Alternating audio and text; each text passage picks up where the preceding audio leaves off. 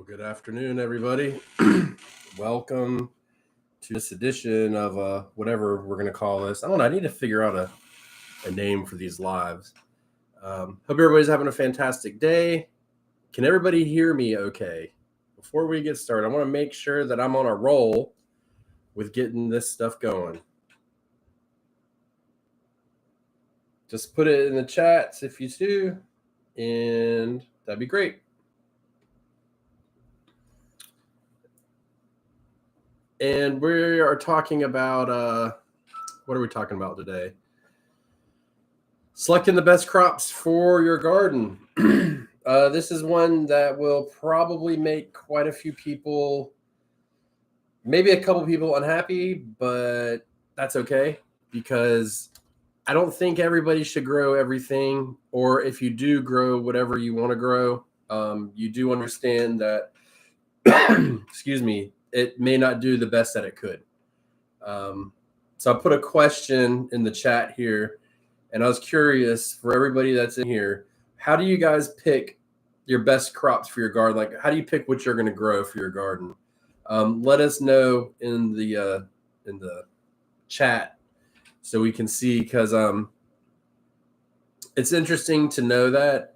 But I was on the Backyard Gardens podcast, must have been a couple years ago, and we were talking. I was talking to Batavia about it, and when we kind of got through everything, I was asking her, like, have you ever considered just growing like a really good spring garden? And she hadn't considered that.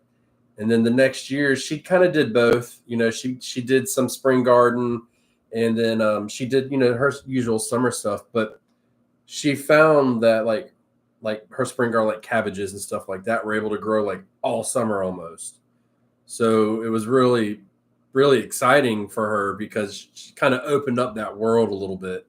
And, for me, cabbages don't really do well in the summer because it's too hot.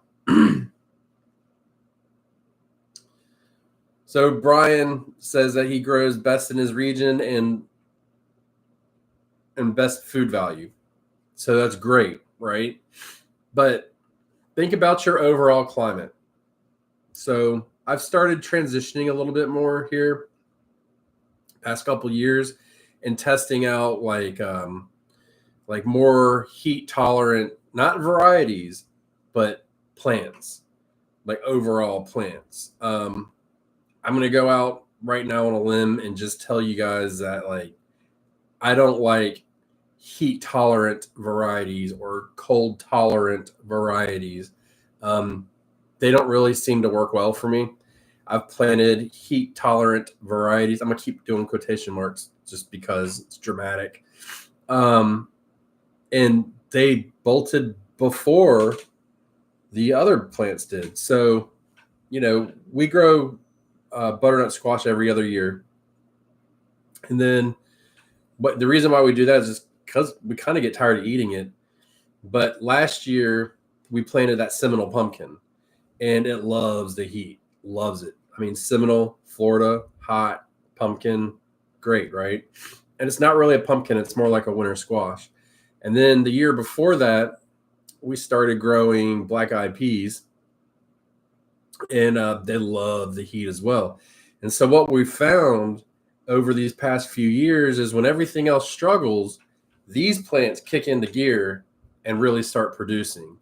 And so we started playing around with the idea a little bit of like, this is, what we're going to do. And we always do plant a spring and fall garden, but in the summertime, which is the bulk of the season, the growing season, is generally speaking, crop-wise, tomatoes, cucumbers, peppers, beans, stuff like that. Greens, you can get a little bit in the spring, and they typically go before your first frost or last frost. So, all those crops they do fit in, but across the board, you can grow those everywhere. But we're talking like the main season of the garden year. Last frost to first frost. I got it right this time. So when you look at that, what is your climate like? Are you in a really cool climate? Do you plant stuff? Like I've talked to a lot of people who struggle to plant peppers, to grow peppers because it's so cool in their area. They struggle to grow them, but they continue to grow them, and they continue to grow them, and they may only get one or two peppers. You know, they don't get bumper harvest, and it's because of the length of the growing season, the temperature, the heat, or maybe there's a microclimate or something, you know, you're dealing with. I know people I've talked to, I've done a couple of those seed starting charts for people on the West Coast who have very, very particular microclimates for them. Like I'll look at it and we'll have to adjust a little bit because they're like, you know, I'm in this area, but my climate here is very different. They'll be at like a higher elevation. They may be down low, something like that. And so I've seen people, like, especially with like peppers, really struggle, or even getting into like tomatoes where it's like indeterminate versus determinate, you know, which one grows better. It doesn't mean which one do you want to grow. It means which one grows better. So that's why I grow determinate tomatoes. Every July, you can go back to every single video from sometime from every year that I've done them, from about July into August, and look at a video. You'll see that my tomatoes are dying, and that's just natural here because of the heat. So that's why we went exclusively determinate tomatoes, and it's just that's the way it is here. And it's because of the heat, it's because of our humidity levels that they struggle. Now you get into people farther up north, they grow indeterminates, and they're looking at me like, what, you can't grow a tomato? And it's, well, no, I can grow a tomato, but I can't grow an indeterminate tomato because they take so long to produce. So we had to adjust to that, right? So we're looking at all these things and we're trying to figure out what are we doing, what's working, and what's not. So my question for you guys while I'm sitting here running my mouth is, first of all, if you guys have any questions, just fire away in the chat. This is very informal. I'm not up here giving a speech or anything. Basically, I'm talking until somebody asks a question. But if you have a question, ask it. And have you noticed something in your area that you grow in your garden that just doesn't really do well? Like, it just seems like no matter what you do, year after year, it just doesn't do well. For instance, for me, Brussels sprouts. It's widely known in my area that Brussels sprouts can be hit or miss. That being said, I'm just like 54 Cal. What the family eats and what is needed for the year, and we eat a lot of Brussels sprouts, like an abnormal amount of Brussels sprouts. So we want to grow Brussels sprouts, even though we're willing to take that chance and say it may not do well, but we want to do it. And that's A-okay. But in the bulk of the season, it may not be the best thing. So what we found recently is, like, our green beans, they do okay. They do fairly well, but I'm wondering if there's not a more heat tolerant bean, not variety of green bean, but bean that could do better, right? So something that will really flourish when the heat kicks in. That's what we're kind of starting to wonder about in our garden. You know, different corns and stuff like that. Corn does really good in the heat, so that's something that we will continue to do, just not popcorn. Popcorn did not work out well for me, so it was a waste of space. But if I lived, like when I lived in a cooler environment, when I lived in New England, our garden looked completely different than it does now, for a number of reasons. One, we didn't know as much. We were much younger. But two, we just able to grow things differently. For instance, our spinach would grow all the way into the month of July. Here, by the month of May, it's starting to bolt. Does that mean I shouldn't grow spinach? That is not what that means. What it means is I need to understand when to pull that plant out of the garden and make space for it.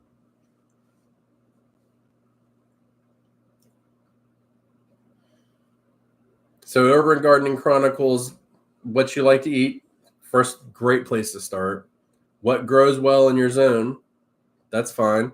And then what has a short time to reach maturity? And so I would assume, and I could be wrong, but I would assume that you're in a cooler environment, right? And so you can really dial in what you're growing and use different varieties to your advantage, based on just like that, like what grows quickly, what grows abundantly, what is a heavy producer, stuff like that. So you can kind of, like, modern technology has almost cheated the system a bit to allow us to kind of work this out in our favor and grow different plants, different varieties outside of what we want to do, outside of the area that it's supposed to be in. Like, for some reason, my eggplant seedlings didn't do well this year. That was my fault. There'll be a whole video about that. But I didn't grow eggplants, but they typically do well in the heat, to the tune of we only plant 1, maybe 2 plants because we get so many eggplants that we can't keep up with them. We can't eat them fast enough. But in a cooler zone, you may need 3 or 4 plants to get what you desire because it takes so much longer for them to grow, right? I often tried to grow watermelons up north, and there wasn't really enough time. Like, by the time they were really getting up and producing, because we have to remember, down here in coastal North Carolina, we get our melons, we can get them in the ground in like late April, early May, and it's plenty warm. And even now it's still warm enough to where they could be producing, versus up there, it could be June before it'd be really warm enough for those to grow. Like okra, same thing. And then the frost is already like nipping at the door in some areas. So, you're losing all this time in between. So a lot of people like to grow sweet potatoes. They love growing. Everybody wants to grow sweet potato. I haven't met a gardener yet who didn't want to grow a sweet potato. But in a colder zone, a colder area, I don't like the word zone. I don't like zones. I hate them. You don't have that really long growing season, right? You need 100 days of hot, dry weather. I went on a boat with a guy up in Maine, a little tiny island, way up north in Maine, and we were talking about gardens when we were at sea. And he has a garden every year, and he said he struggled every single year with his garden because of the sea breeze, the moisture, and the salt that came off of the ocean. I mean, it was a small island. You could drive around the whole thing in like 30 minutes, and there was like 100 people lived on the island. It's ridiculous. But he struggled. Like, his garden just wouldn't make it. And so he was like trying to figure out like what could he do differently. And he kind of had to give up completely on growing stuff like tomatoes and stuff like that, and just focus on like spring, like cool season crops year for the growing season. And when he did that, he was now able to produce. The only problem he was really having at that point was the salt in the air. And there's not much, because they have days and weeks of fog that is just really heavy moisture in the air. So you could have a lot of issues. So he had to adjust his plan. And once he did that, he was able to produce more food for his family.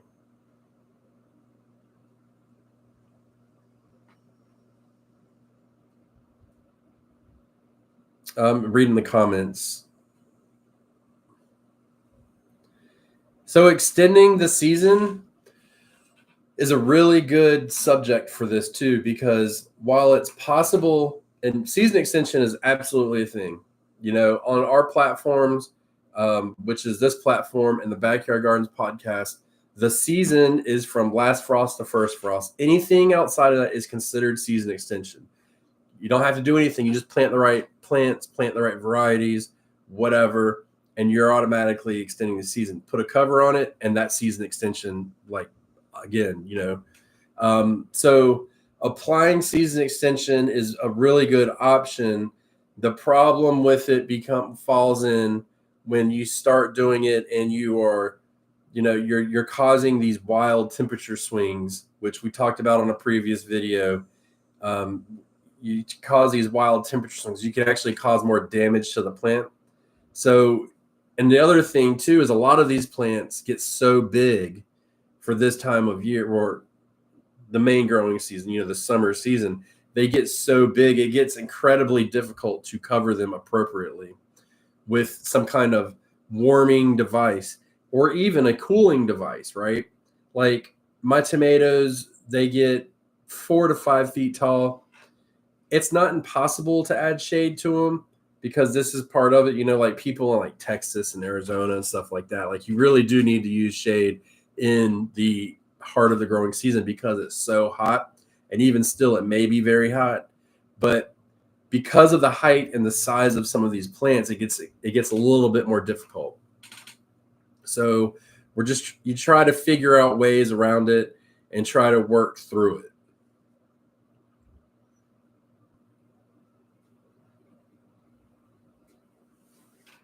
Well, Dan Lowe, people can hate you about zones all you want, but they suck. And every time somebody asks me what my zone is, I tell them coastal North Carolina. I don't even do zone anymore. It doesn't matter for vegetables. And that just is what it is. And I'll see the number of people start clicking off right here. Watch, it'll happen. So, if you're like way farther north, you may need to dial back a little bit. And I'm not saying you can't have a garden by any stretch of the imagination. But what I'm saying is maybe we need to focus more into, different plants, like maybe cabbages and radishes and carrots and, broccolis and stuff like that. And you can get a much longer growing season out of those. In some places in tune of the entire growing season, you can grow them. Or if you're in the South, like deep South, you really start changing and looking for these really heat tolerant species, right? Not varieties. So I'm still working on my list for that. I'm trying to like tailor it to my area. I'm in a weird zone. I'm not like super hot and I'm not like super cold. We do get very hot, but it's just trying to figure out where you can do it for yours, right? So peanuts and peppers in southern Louisiana, I guarantee you they're not growing cabbage in July, right? But who was it that was in like Urban Gardening Chronicles? Guarantee they can grow on up into July with their cabbages and cool season crops. So it's just adjusting based on your climate, your weather, your growing season length, the time it takes to get to maturity.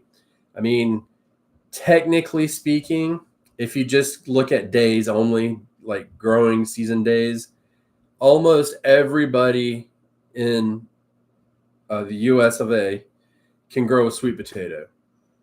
But that doesn't mean that plant's going to thrive and provide you with what you need. So you want to grow a potato? Grow a white potato. If you can grow 10 pounds of sweet potatoes and it's cool in your area, you can probably grow 50 pounds of white potatoes plus. And that's just because it's a cooler natured crop. It handles that much better. See, Dan Lowe can grow the, cruciferous vegetables right on through the summer. And to be honest, I envy that because that opens up so much more. That gives you so many more options, going into like strawberries and stuff like that, different fruits. And I mean, like a lot of people want to grow an orange tree, right? Citrus is like everybody wants to grow a citrus tree.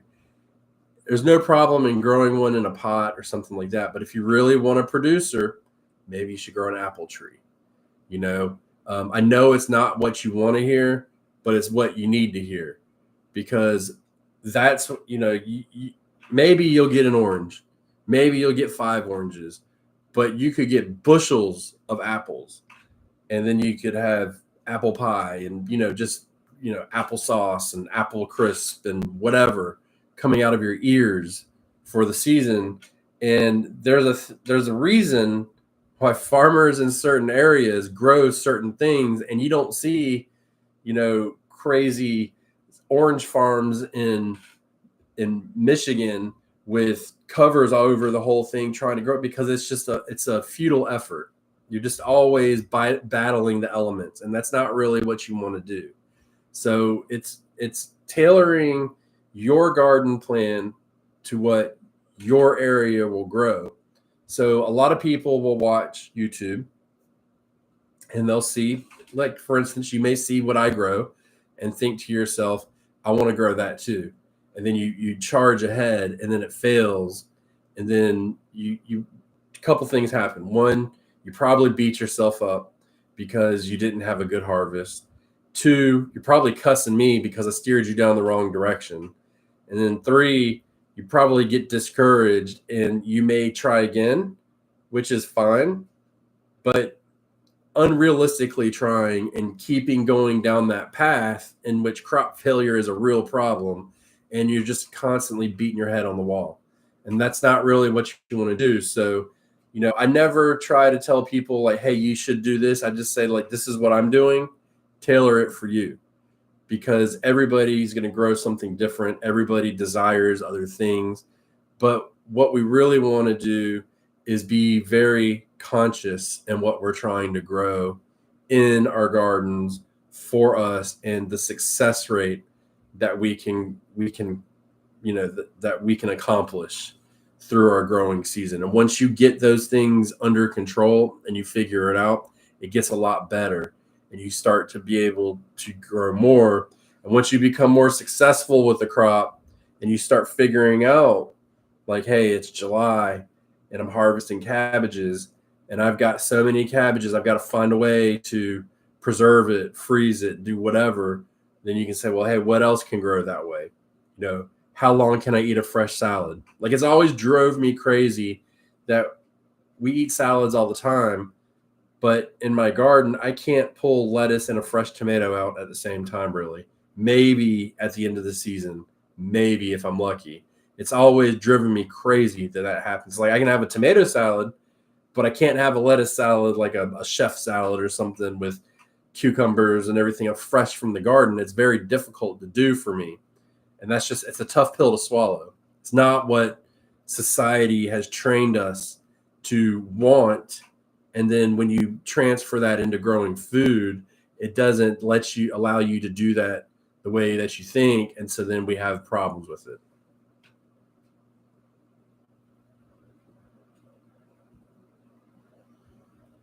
Yeah, Danlo, you start putting, and see, that's the thing. You did a 5-gallon bucket, you saw what it could do, and then now you're doing more, right? So to put it into perspective, I plant my white potatoes in February and I pull them out around the end of May to June, and that's it. I could probably squeeze in enough. Like this year, I'm kind of kicking myself. It would have been a really good year because we're having really cool weather, but even still, it's a little bit warm still for them. So.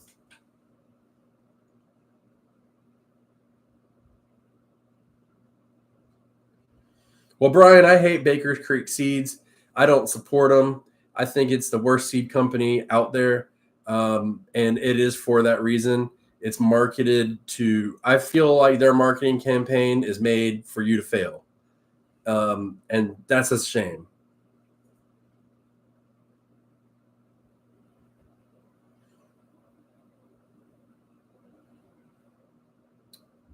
And what we have to understand too, Baker's Creek's really bad for this. They will give you, they will market plants to you or seeds that are from like India, right? And so they're supposed to be really heat tolerant. But are they moisture tolerant? Are they humidity tolerant? Are they, sun length, this amount of sunlight? Like, it's so different everywhere. You have to be very careful about what you grow and be very realistic about when you put stuff in the ground. One thing that plagues the gardening community is the idea of, I planted it and it's going to be abundant. And the assumption that we make right when we plant something, and that's absolutely not the case. So it's, it plagues all of us. We all deal with that. And then once you start getting deeper and deeper and deeper into it, you start seeing like, hey, that's not really the case. And you can kind of take that I'm gonna call it a failure. Even if you're just trying something out, you can take it a little bit better and then move on from it. But those first couple years can be very difficult, especially as you're trying to figure out what you want to grow each and every season, and how that's going to work out. The other thing is planting too many different varieties, starting seeds, and you're having 50 different plants growing. And when I say plants, I don't mean like 10 Roma tomatoes. I mean, like, you've got okra, cucumber, you've got the whole grocery store growing. People growing artichokes and stuff. And they're like, well, I don't even eat artichokes, but I just want to grow them. And it's like, well, let's take a step back and let's look at it. What's the success rate that's going to come out of this artichoke? How much space is it going to take up? And if I live in, Kalamazoo, Michigan, where it's cold, and I want to grow an artichoke that is a heat-loving plant, and it's going to take up 2 square foot of space, what can I put in there that's going to give me, is absolutely going to give me a harvest, right? Pineapples are another big one. Everybody wants to grow a pineapple. While they do have cold-tolerant pineapples, it's not what you are used to, and it's not what you want, generally speaking.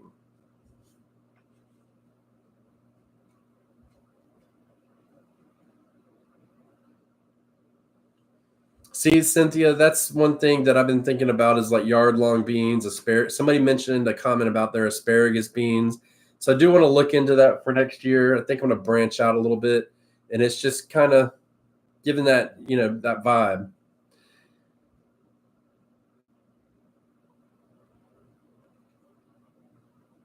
Yeah, you got a gift card to Baker's Creek.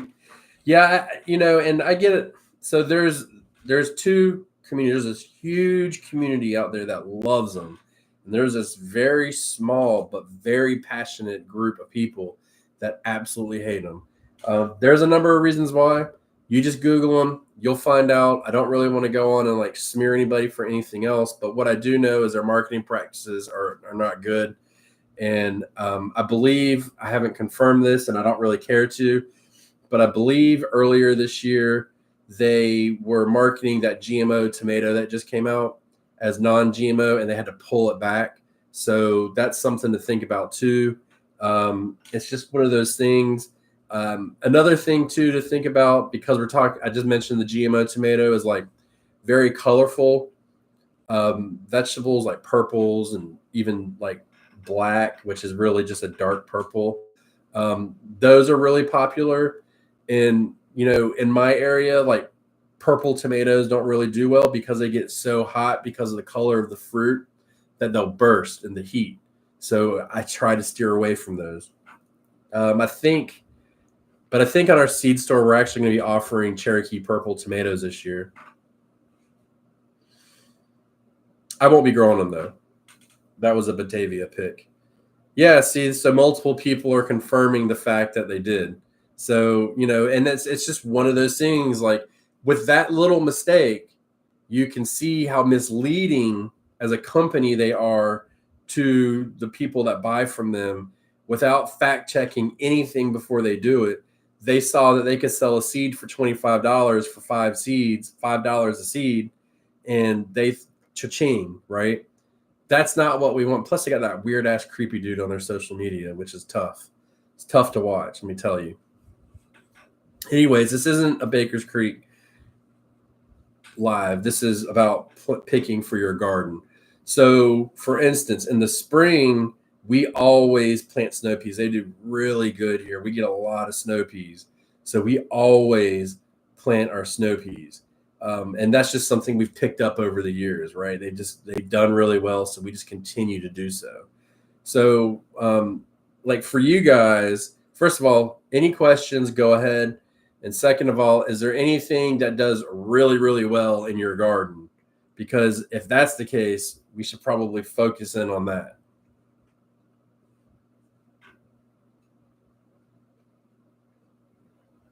Let me get some water.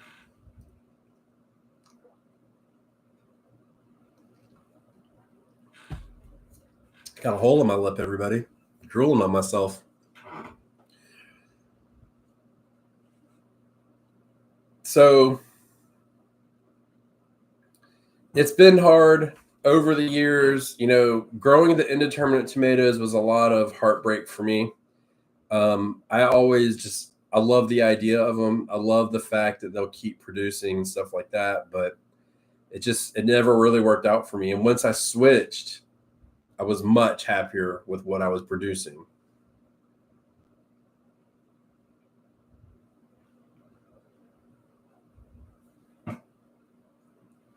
So your beans usually do well? Yeah, beans past couple years been hit or miss for me, but I don't know what the story is. Well, I do know that we have the mosaic virus, so there's that aspect of it. So Dan Lowe mentions cilantro. We can grow cilantro. We have to plant it in January, and it's done by April. Done by April. But we get huge cilantro bushes to the tune of like, I can't even eat it. Like, what are we doing here? So, you know, that's something that we work with as well. I'm thinking about putting whatever seeds I have left over after this year's because they're starting to get old. Thinking about putting them out in where the wild garden is this year and just letting them flower for the pollinators and stuff like that. And okra loves the heat, loves it. And that's why, I mean, it's a southern food. Okra is a southern food. If outside of gardeners, like take yourself out of that. You live up north, go to a restaurant and ask for some okra, and they're gonna be like, what is that? You know what I mean? It's not one of those things. I'll tell you, one of the foods that I ate, I could get at the grocery store up in New England, and I loved it, were fiddleheads. Loved them. Got them in the spring. They were amazing. That's just not really an option here, you know? And it's sad because I wanted to grow them, but it just didn't work out well.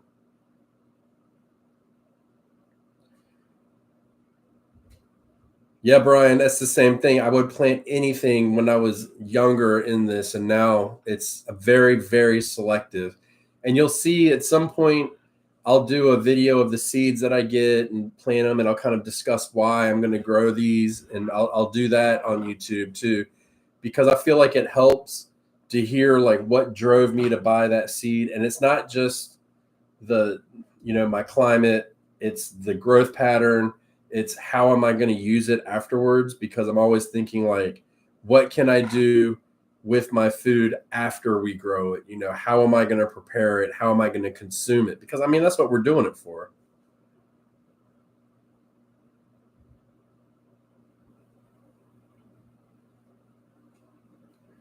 Hey, Jeff. Yeah. So Jeff wants to know if, I don't know if this will replay at the end if people want to watch it. Jeff wants to know if his summer garden is doing great, and he wants to know if his fall garden, if he should pull some plants to plant it. I would, just being the fact that like you have a limited amount of time now. Right now we're at 6 weeks till our first frost. So technically, could be longer, could be a little bit shorter. I know in my area, generally it is longer. So that's being said, I would absolutely pull stuff that's just like producing slowly. I would get it out and get something in that is gonna, that first frost will come and it's gonna cruise right through it. And that's how I look at it. And because the other aspect of this too is like planning into the next season, planting and planning into the next season. How do we want to do that?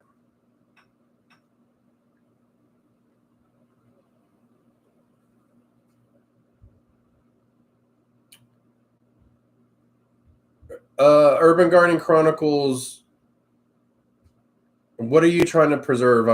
I can't keep up with the comments that like that. Let me know what you want to preserve. And so, yeah, and Brian, preservation, consuming is not just eating, it's also, if you preserve it, how are you going to do it afterwards? How is it going to store? How is it going to preserve?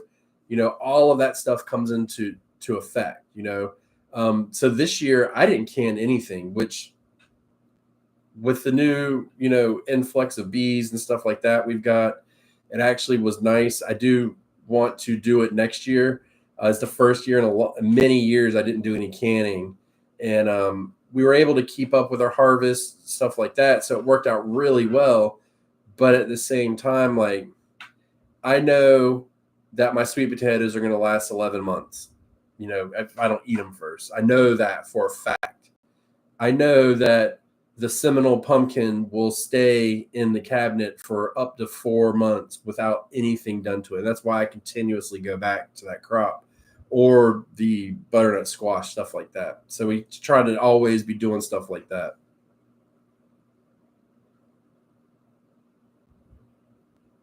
Yes, Cynthia, you'll keep getting 90s, but you'll start getting those 80s and 70s.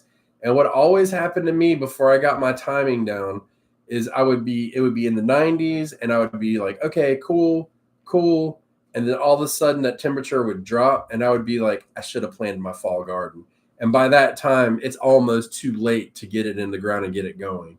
So that's something that I've always fought with in my garden. In the past couple years, I've really tried to step up and really say, no, I understand how this is going to go. I know that once it's 70, it'll be 60, and then 50, and then 40, versus in the spring, it'll be 50, 60, you know, and it just keeps climbing. So I just keep that in my mind. Oh, okay. I get you, urban gardening. I thought you were asking how to preserve something. Clearly, I was confused. And there is a large group of gardeners that just eat fresh, or they'll freeze. They don't do canning. Canning's very intimidating, and it's a process. But you either have the love for it or you don't. You just got to try it out first, you know.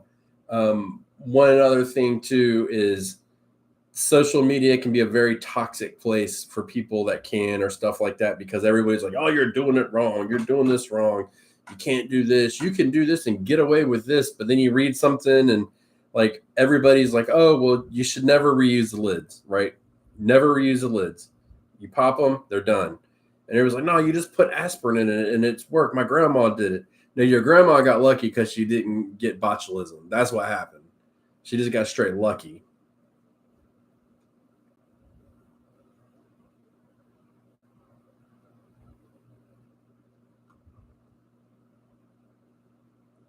Yeah, that's a good option, Cynthia. I did. So we're having a really cool September, and it's been very nice, easy, gentle transition. I think for me, it is, it was 86 today. So it was a little warm, but for the most part, we're getting cooler nights, and it's much earlier than we're having October weather in September. October, maybe August weather. I don't know. It's happened that way many a times. So one thing that happened, we were recording an episode of the Backyard Gardens podcast, and Batavia was saying that she's having a really warm September, like really warm. And so she went to her favorite website, timeanddate.com, and she looked at her past weather and figured out that, like, no, it's not any warmer. It's just the same. But our memories kind of, we get a little bit lost in our memories sometimes. Everything, how are you going to know what the temperature was on September 18th, 2023? You know what I mean? So it's like we thought one thing, but then you go back and you're like, no, it was a little bit different. And each year can, it fluctuates.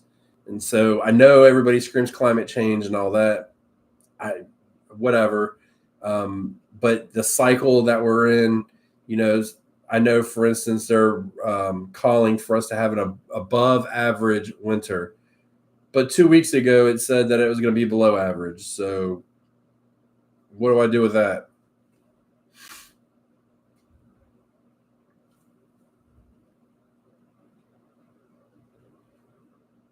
All right, questions, Q&A. You can ask me anything for a few minutes. Not going to lie, we had a tropical storm 2 days ago. Yeah, 2 days ago, and the surf is really good. So we're going to try and do a little surfing here in a little bit. But yeah, that was a nice surprise. We got a foot of rain in one day.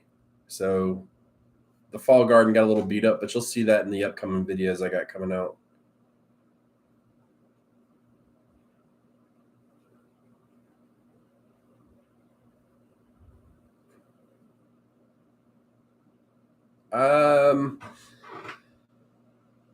As far as I was looking at a comment about preserving, and I was thinking to myself, what am I planning to preserve? One thing that my wife said to me the other night or last night was next year we need to preserve our white potatoes. We had a bumper harvest this year, and with that harvest, though, we just don't eat them fast enough, right? We've got a half of them left, and they're starting to get eyes on them. I could plant them, but it's too cold at this point. I have to look and see if I cut the eyes off, if I can preserve them. I don't know, but we're gonna have to start preserving our white potatoes next year. That's gonna have to change, and that's gonna be a pain because I think the time in the canner is an hour, which is like managing the pressure canner. You can't just go sit down and be like, all right, I'll check you in an hour. I got to keep an eye on it, so it's going to be fun. Vicky, how long do you can your potatoes for? I could read the manual, but it's just as easy to ask, and I'll end up reading it anyways. I always keep my canner manual with the times in it, and that's what I go by solely.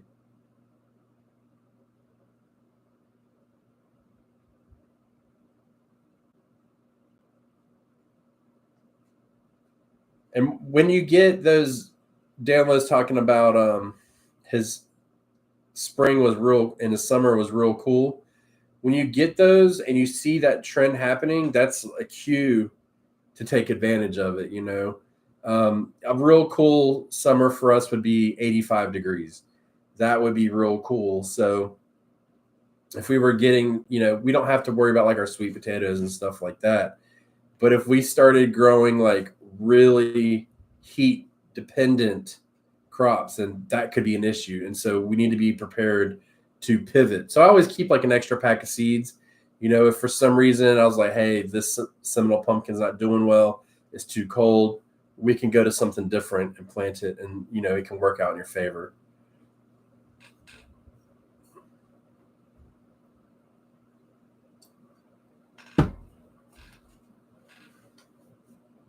All right, so I got my list for last time as far as the next live, and I will put an option for each one as a poll, and then you guys can pick. This works out well, I think, to have that. Let me do that real quick. So the next live will be overwintering plants, saving seeds, which it is a really good time for saving seeds, and then cover crops.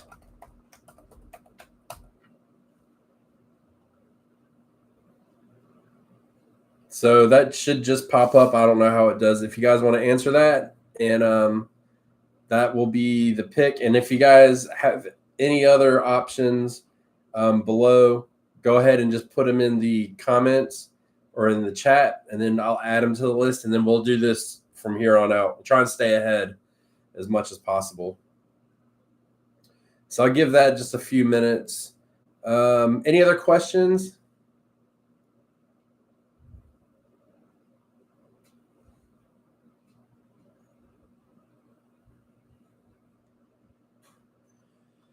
So Vicky, I have an electric canner as well, and I got scolded online about using it, and I did look into it, and I don't want to be that person, and I'm not telling you what to do, but the problem with them is there's no pressure adjustment, and they're only rated for a certain pressure. I can't remember what it was. So just be careful if you need, if you're using that. But I may have to do it as well, just because it's hard to sit. 40 minutes is hard. It's a long time to watch a canner. But if I had a whole canner full of potatoes, like an absolute, because that's how I would can them, have it jam packed full, I'd probably sit there and babysit it like I was supposed to.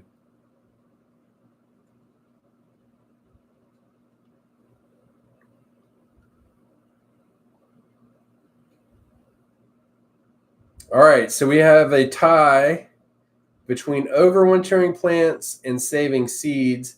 Nobody is interested in cover crops, which is very sad because that's a game changer. So let's see.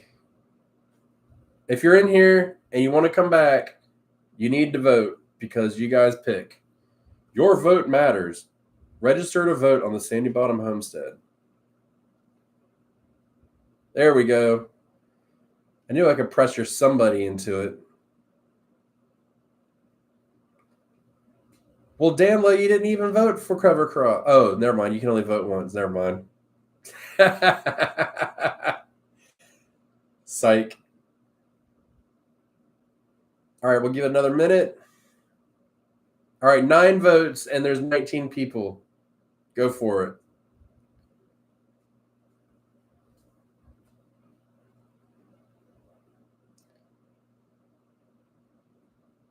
Yeah, I think the average for canning is like 12 to 15, Vicky, but you know, I never got sick off of it. My question became, was I lucky? That was always my question.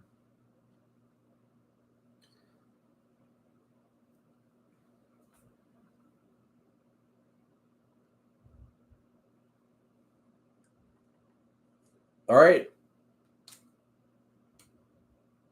So we'll do cover crops next. What's next week's date? Not cover crops, saving seeds. Man, look at me. The 25th.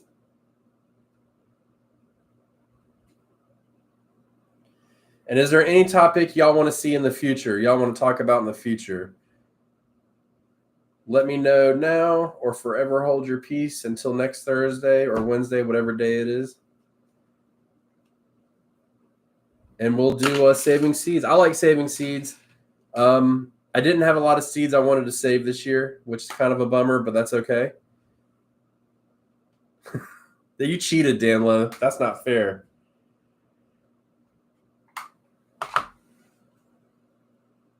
Yeah, cover crops are really important, and you just got to factor everything into.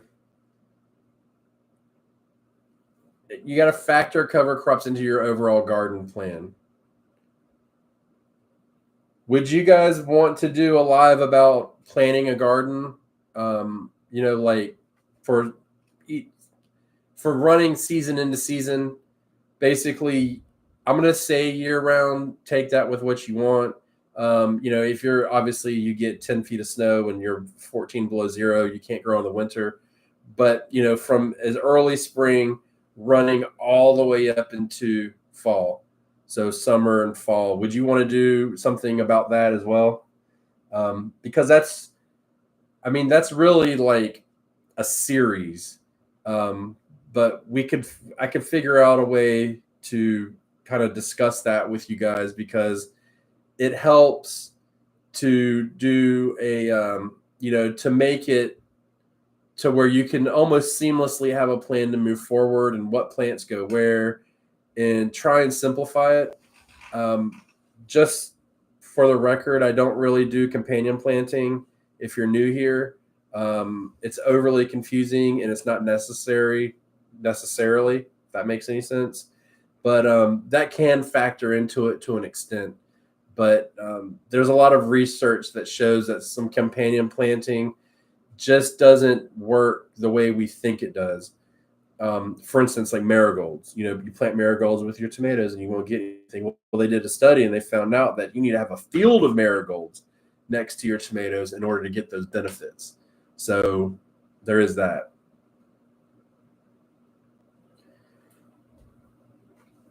Yeah, I'll put in a future list, I'll put garden planning down. And maybe what I'll do is I'll just try and like in the next live, try and like narrow it down so we can kind of figure it out, because that's really honestly that can be like 3, 4, 5 different lives and kind of almost like a master class type situation where I'm sure you guys are going to teach me as well. The only downfall is I'm the only one that can like audibly speak on here.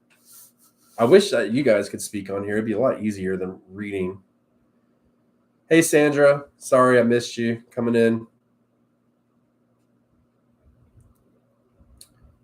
Perennial gardens are, it's different to talk across the board about perennial gardens. Like I know I can't do a perennial garden. But I know there's people that can, but it's very difficult where I am. Well, I'm glad you snuck in. All right, everybody. So that is picking the best crops. Just be realistic and keep it real. You know, understand what you're doing and how you're growing it, and understand like if you take a chance on something that you will actually, you may or may not be successful, and don't beat yourself up if you're not successful with it. It just doesn't really benefit you or anybody else or the gardening community if we beat ourselves up. The best thing to do is just rebound, take a step back, zoom out, and look at over the season what happened. Was it crowded? Was it, under fertilized? Was it too hot? Was it too cold? Was it too wet? Did you have pests? Did you treat? You start doing all these things and you start understanding like, wow, there's a lot to this, but a lot of this, we take it for granted when we do this. So, there's a lot to gardening and there's a lot to make it become successful. And it's great when it is, and it sucks when it's not. Yep. Saving seeds next week. So we'll do that. I have to find a thumbnail for it, so we'll figure that out. Yeah, that's exactly right, Sandra. All right, everybody, y'all have a fantastic day. New video drop tomorrow, and then next Wednesday, 2:30. 2:30. We'll be here, and seems to work out better. It looks like it was on more people's schedule, and I'll try and get the notification up early. Before I go, did you guys get a notification in enough time in advance to know that this live was coming up?